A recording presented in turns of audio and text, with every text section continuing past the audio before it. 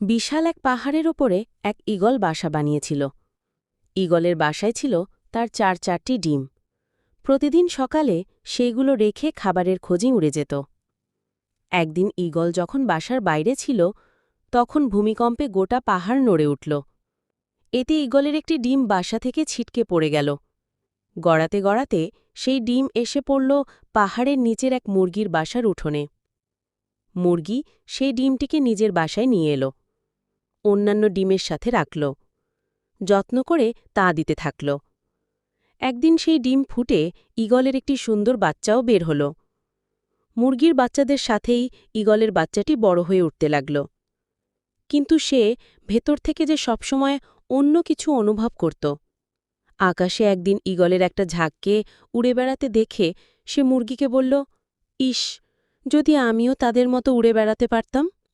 মুরগি হেসে উত্তর দিল, তুমি কিভাবে উড়বে? তুমি তো মুরগি, আর মুরগি কখনো ওড়ে না। ঈগল মাঝে মাঝেই তার স্বগোত্রীয়দের উড়ে বেড়াতে দেখত এবং স্বপ্ন দেখত সেও তাদের মতোই উড়ে বেড়াবে। কিন্তু প্রতিবার সে তার স্বপ্নের কথা জানালে মুরগি বলত যে এটা একেবারেই অসম্ভব।